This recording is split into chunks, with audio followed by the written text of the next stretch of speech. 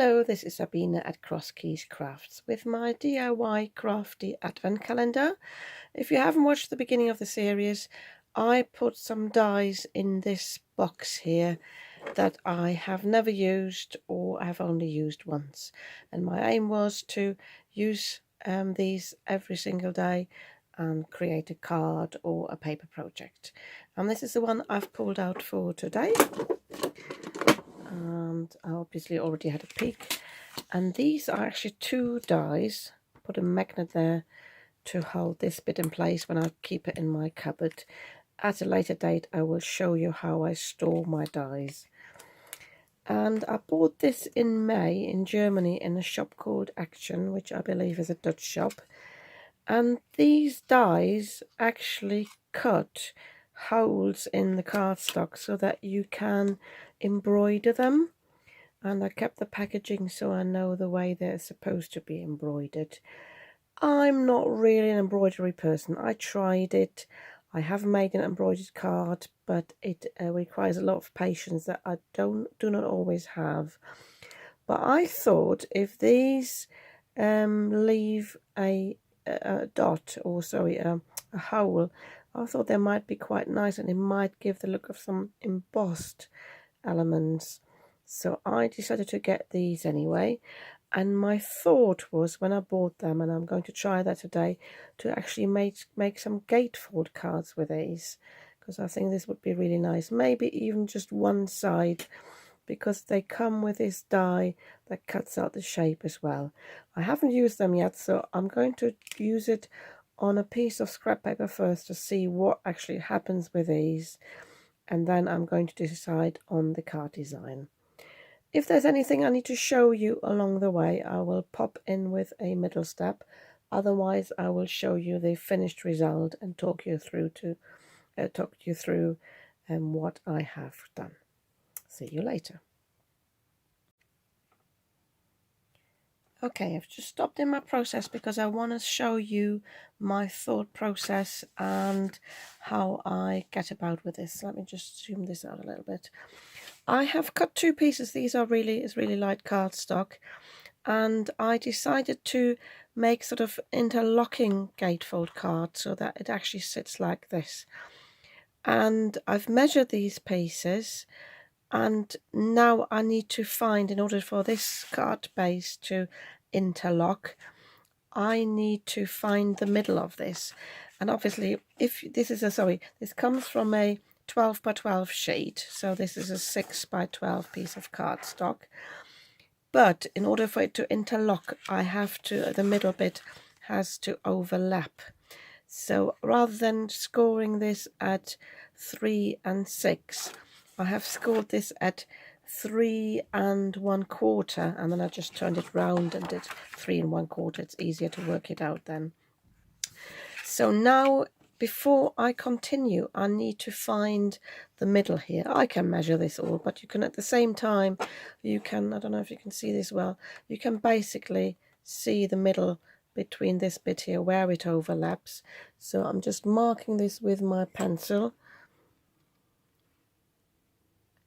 just roughly, and that gives me an idea where I need to cut the cardstock. I want to show a bit here of the frame, so I'm going to use the outline die, and I'm going to line this up.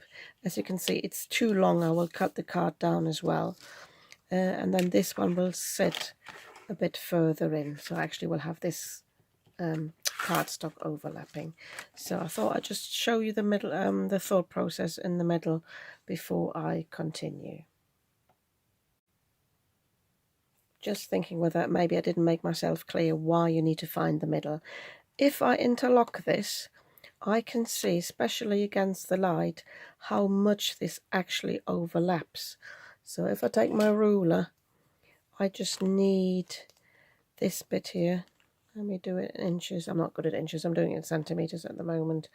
So this is just under a centimeter. I know this is how much it needs to overlap. So on the line I have marked, I know I need to go 1/2 centimeter either side, and this allows me then to decide where this die needs to go. And I take the middle bit here that will overlap I'll take this as reference. I hope this is clear now what I'm doing. So I have drawn a very faint line that's easy for me to erase afterwards. I've gone 1/2 centimetre on this side, just made a little mark there. And then in order to align this, I was wondering whether I was going a bit wonky, but I can use this as a guide, because as long as this is straight on this side, I know this bit will be straight.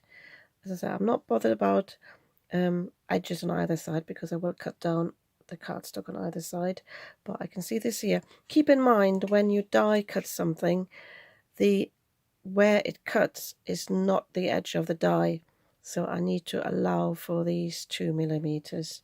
So if I align this here, just checking this is the middle one, roughly on this one, then I can keep this one straight and make sure that this die is actually in place properly. So this should be straight on this side, and then I know this one's aligned.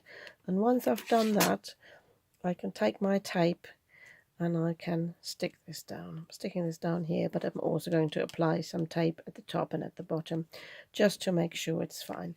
And then I'm taking this apart, obviously, and I'm just putting it through the die cutting machine like this, as I said. And then I will come down with my guillotine and I will cut down either side and erase the pencil mark. And then I do the same thing on the other side.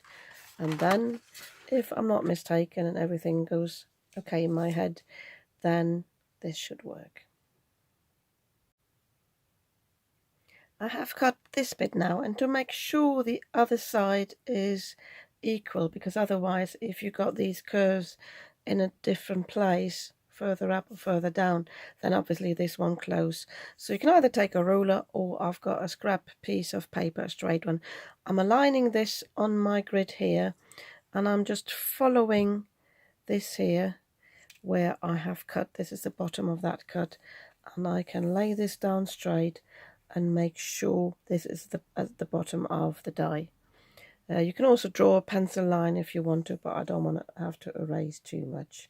So I hope now, if I do this like this, again I've done the same thing. I've laid this down to make sure this is straight, which then helps me to have this piece straight. So I'm going to die cut this now, and hopefully then the gatefold will close. Another little tip for you, I've got this sideways now. I try to align this here to cut this down on the panel here, but it's really difficult with this pattern. And funnily enough, the side of the guillotine here is not straight. I don't know why they designed it this way, but if you fold the card, you've got a straight edge here, which then allows you to cut it down easily. And then you can do that on the other side accordingly. Fold this one down and align this here, and then you can cut this here. I have finished my card, and yes, it closes very nicely, so that worked out fine. I have decided to add a matting layer, but actually the shape of the die doesn't really lend itself to matting, so I've got these funny bits here where there is actually no mat here, but I still think it worked out fine. By the way, I chose this lace pattern paper. This is from an old pad from the works. Just going to show you what this looked like. I bought that online from the works, I think in lockdown when I couldn't go to the shops. I just thought it would work really nicely with the embroidered look. I went for the matte because this was a bit pale on it, so it needed a bit more colour, and I'm sort of pleased with it. Because the matte and obviously the card is bigger than the actual die, I cut these curves here. I extended them and I just cut them with my nail scissors. I mentioned that before. For round bits I like to use these. So is this my best card ever? No. And I'm not really for sort of romantic cards, but I think it is quite nice and will make somebody happy. This, by the way, is a little butterfly I cut yesterday for my box and didn't use. And all I did was I used the residue on my pink blending brush and just went round the edges here which sets it off really nicely here. So as I said, what's missing is a sentiment. I would probably put a little strip here with a sentiment, maybe pick up this colour again, but I don't know yet. And on the inside I added a panel that then allows you to write the sentiment on. Obviously when you write the card, make sure the sentiment doesn't stick out at the top or the bottom so it doesn't show. Maybe it's worth making a little belly band for this so it doesn't pop open, but it doesn't really matter. So yeah, I'm fairly pleased with this. I will give it a go, I think, and try to embroider this. I need some thick cardstock and I need to make sure the dots go all the way through. Or I might lend these to two of my crafty friends from my local craft group because they like embroidering cards. But yeah, at least I used this die, and I hope you like this card, and I'll see you tomorrow for the next card.